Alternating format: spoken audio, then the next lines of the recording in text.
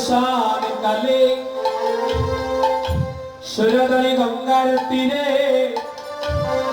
আমার পতিত পাবন গৌর হরি আজ না জানি কিভাবে বিদূর হয়ে আর সুরধনী গঙ্গার তীরে দোলায় বেড়াগড়ি দিচ্ছে। মহাপ্রভু নিজে দোলায় বেড়াগড়ি দিচ্ছে, আবার কোনে কোনে আজ মহাপ্রভু দুই বাহু উত্তোলন করে আজ ভক্ত সঙ্গে হরিনাম সংকীর্তনে মেতে উঠছে। আমরা সবাই একবার হরিনাম সংকীর্তনে মাতোহারা হব। সবাই মিলে একটুবার দুহাত তুলে আমরা একটু কীর্তনে অংশগ্রহণ করব। সবাই মিলে আমাদের সঙ্গে কীর্তন করবে। দিনতরানন্দে যাবে একবার ভজনি গুরুর নাম, গুরু ব্রহ্মা গুরু বিষ্ণু গুরু ভগবায়া। দয়ানন্দে যাবে ভজনি গুরুর নাম, গুরু ব্রহ্মা গুরু বিষ্ণু গুরু ভগবান। সবাই মিলে আমাদের সঙ্গে গাইবেন। দিন তোরে আনন্দে যাবে ভজনে গুরুর নাম, গুরু ব্রহ্মা গুরু বিষ্ণু গুরু ভগবান।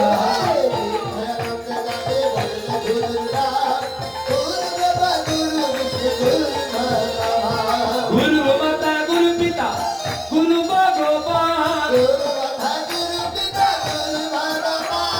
গুরু মাতা গুরু পিতা গুরু ভগবান, গুরু মাতা গুরু পিতা গুরু ভগবান। জগত গুরু শ্রী কৃষ্ণ সর্বশক্তিমান, গুরু শ্রী কৃষ্ণ সর্বশক্তিমান। জগত গুরু শ্রী কৃষ্ণ সর্বশক্তিমান। গুরু শ্রী কৃষ্ণ সর্বশক্তিমান। তোরে আনন্দে যাবে ভজনে গুরুর নাম, গুরু ব্রহ্মা গুরু বিষ্ণু গুরু ভগবান। আনন্দে যাবে ভজনে গুরুর নাম, গুরু ব্রহ্মা গুরু বিষ্ণু গুরু ভগবান। আহাতি করে আনন্দে যাবে ভজনে গুরুর নাম, গুরু ব্রহ্মা গুরু বিষ্ণু গুরু ভগবান।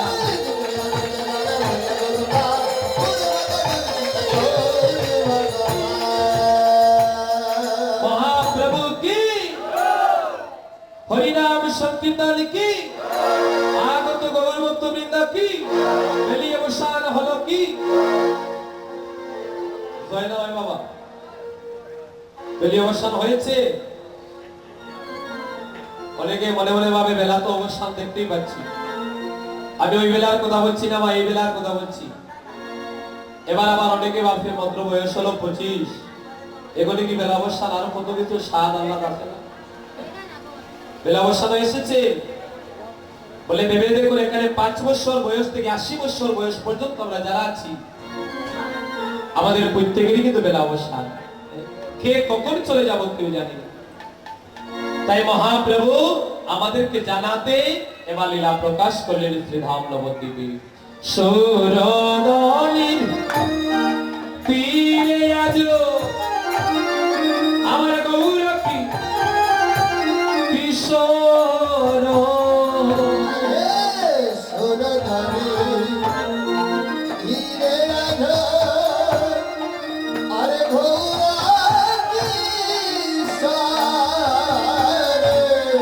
দেখো সুরধনী তীরে আজ আমার গৌর কি কিশোর।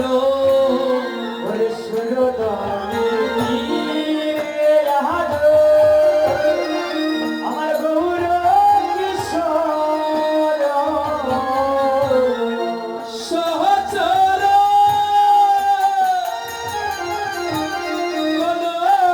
মিলি আনন্দে বিভূর।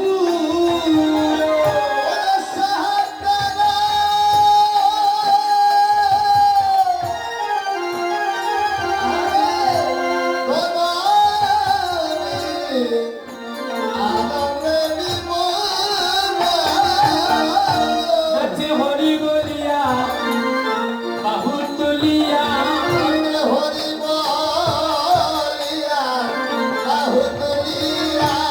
নাচে হরি বলিয়া বাহু তুলিয়া, হরি সহচর সঙ্গে নিয়া হরি বলিয়া নাচে বাহু তুলিয়া আরে সহচর সঙ্গে দিয়া নাচে হরি বলিয়া বাহু তুলিয়া নাচে হরি বলিয়া বাহু তুলিয়া হরি বলিয়া বাহু তুলিয়া নাচে হরি বলিয়া বাহু তুলিয়া হরি বলিয়া বাহু তুলিয়া আরে প্রেমানন্দে বিপুল হইয়া হরি বলিয়া বাহু তুলিয়া গোল হে গোল হে গোল হে গোল হে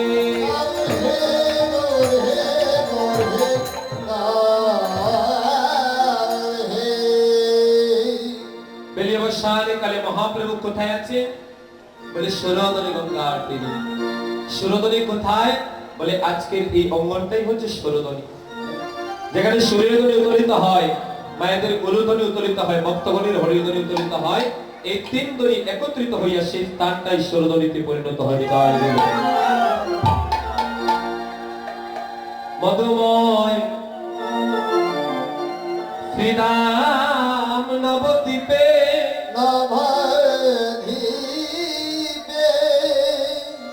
এলো সুরধনী গঙ্গার তীরে ভক্ত বৎসল গৌর হরি আমার আজ আনন্দে বিভোর হয়ে আছে ভগবান কিসে আনন্দ পায় বাবা ভগবান আজ আনন্দে বিভোর বলে ভগবান কিসে আনন্দ পায় বলে ভগবান তখনই আনন্দ পায় যখন ভগবান লক্ষ্য করে তার ভক্তগণ তার গুণগান কীর্তনে আনন্দে বিভোর হয়ে আছে ভক্ত যখন ভগবানের প্রেমে আনন্দে মাতোহারা হয় তখনই ভগবানের হৃদয়ে আনন্দ পায় তাহলে আজ মহাপ্রভু লক্ষ্য করলেন আজ সুরধনী গঙ্গার তীরে আমার ভক্তগণ আজ কৃষ্ণ প্রেমে বিভোর হয়ে আছে আজ ভক্তগণের এই প্রেম দর্শন করে আজ তিনি আজ আনন্দে বিভোর হয়ে গেলেন সহচর সঙ্গে নিয়ে আজ গৌর হরি আনন্দে বিভোর হলেন মহাপ্রভু সহচর কারা সহচর বলে সঙ্গী তাহলে মহাপ্রভুর সঙ্গে হচ্ছেন আপনারা যারা মহাপ্রভুকে ভালোবাসে যারা মহাপ্রভুর গুণ কীর্তন সাধন করে যারা প্রভুর কথায় নয়নে জলে বসে তারাই হচ্ছে আমার মহাপ্রভু সম্প্রদায় বা সহচর তদিবাটা ওদের সময় আমরা গাই না যে যারা গৌর হরির গুণ গায় তারাই হলো গৌর হরির সম্প্রদায়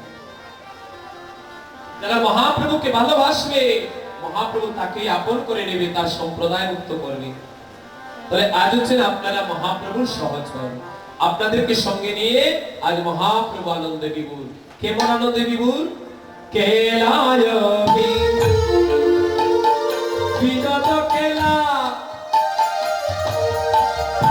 আমার গৌরব মালি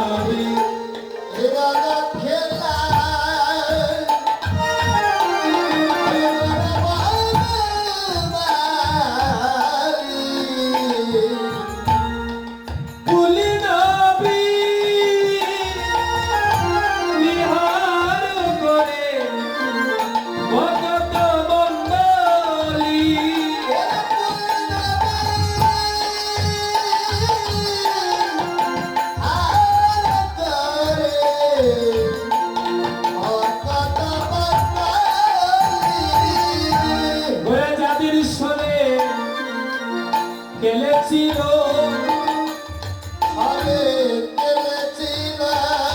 ওরা মানে যাদের সনে খেলেছিল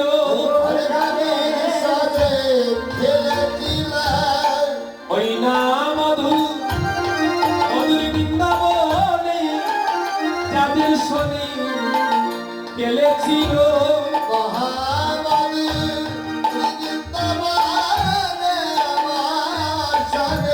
খেলেছিল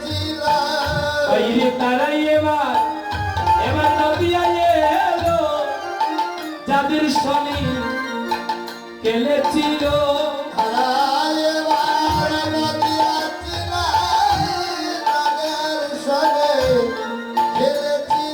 তাদের সনে খেলেছিল যাদের সনে খেলেছিল ওরে বাড়াইয়ে বারে রবিয়া এলো যাদের সনে খেলেছিল গোলহে গোলহে গোলহে গোলহে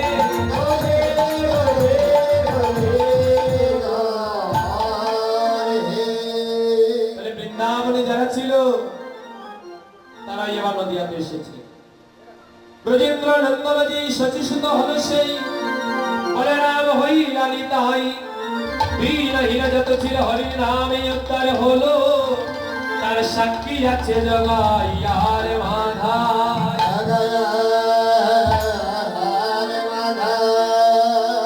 তাহলে বৃন্দাবনে ভগবান যাদেরকে নিয়ে খেলা করতেন সেটা নবদ্বীপে আজ আবার তাদের সঙ্গেই মহাপ্রভু খেলা করছে তো এর পার্থক্যটা কোথায় বলে ব্রজে ভগবান যে খেলা করেছেন ওই খেলা কিন্তু আর নদিয়াতে করছেন না তাহলে ব্রজে কেমন খেলা ছিল ব্রজের খেলা কদমে তোলা কান্দে চড়া চড়ি এবার নদিয়ার খেলা নাম সংকীর্তন গোলায় গোড়া গড়ি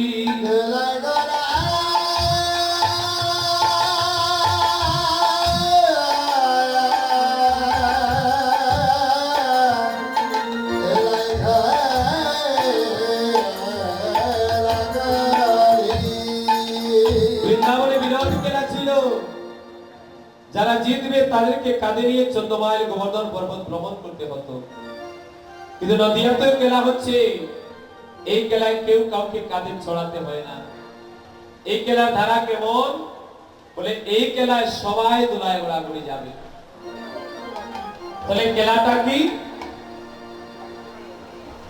নরোত্তম দাস ঠাকুর বর্ণনা করছেন কলিযুগে মহাপ্রভু কেমন খেলা প্রবর্তন করলেন কলিযুগে শ্রীকৃষ্ণ চৈতন্য অবতার কলিযুগে শ্রীকৃষ্ণ চৈতন্য অবতার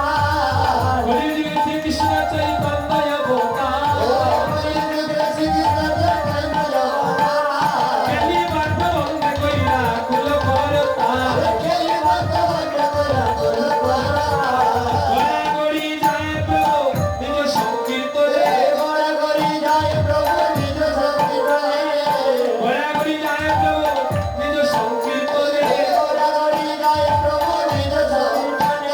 ঘরে ঘরে হরি নাম দেশ সর্বজনে বিলাইয়া দিল রে বিলাইয়া দিল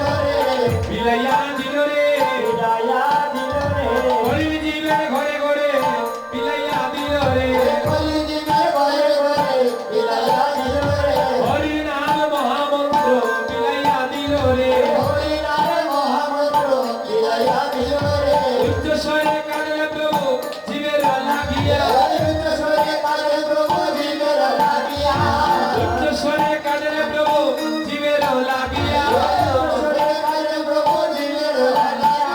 চেতন জানিল জীবে কৃষ্ণ নাম দিয়া চৈতন্য দিল রে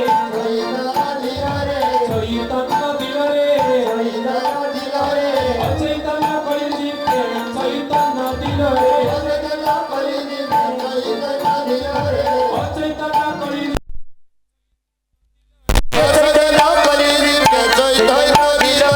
চৈতন্য দিল রে চৈতন্য দিল রে চৈতন্য স্বরূপ নিয়ে চৈতন্য দিল রে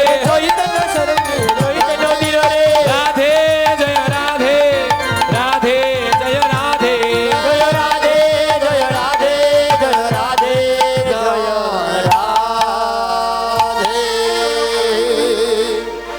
গোড়াগড়ি যায় প্রভু নিজ সংকীর্তনে করে করে হরির নাম এবার দেয় সর্বজনে মহাপ্রভু যে খেলাটা প্রবর্তন করলেন ওই খেলাটা এমনই। এই খেলা করতে হলে আর কিছু লাগে না, ব্যাট লাগে না, বল লাগে না, লাগে কি বলে কেলিবার প্রবন্ধে কইলা কুল আর করতাল। যদি কুল করতাল হয় তাহলে এই খেলায় মাথোহারা হওয়া যায়।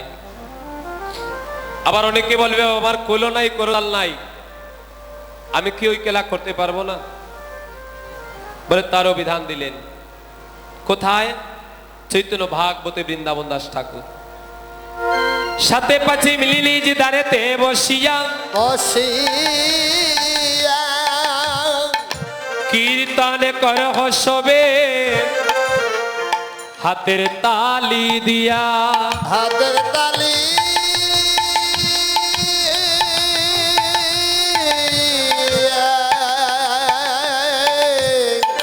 হাতের তালি দিয়া। তোমার ঘরে কুল নাই করতাল নাই, তাই বলে কি নামের খেলায় মেতে উঠবে না? ভগবান তার সেবায় লাগার জন্য, কীর্তনে নিবেদনের জন্য আমাদের প্রত্যেকে দুইটা হাত দিয়েছেন। আপনি যখনই এই দুই হাতে ভগবানের সেবায় নিবেদিত হবেন, আমরা সংসারে থাকলে এই হাত দিয়ে কত কাজ করি, উড়াউড়ি ধরাধরি মারামারি কত কিছু করি না মা?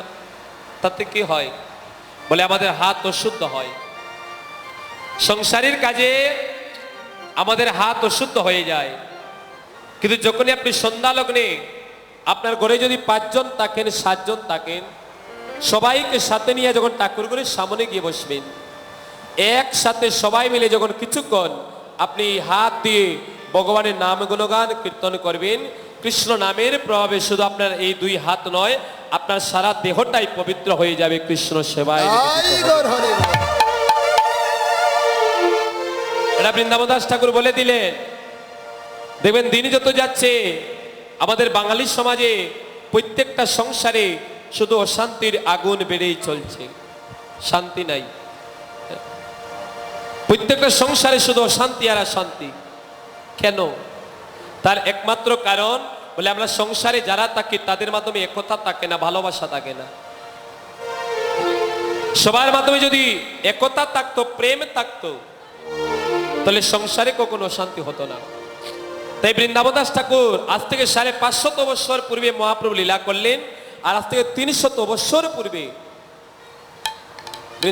বৃন্দাবন দাস ঠাকুর কলম দিলেন কি বলে সাথে পাছে মিলে নিজ দাঁড়েতে বসিয়া। কেউ বাদ যাবে না।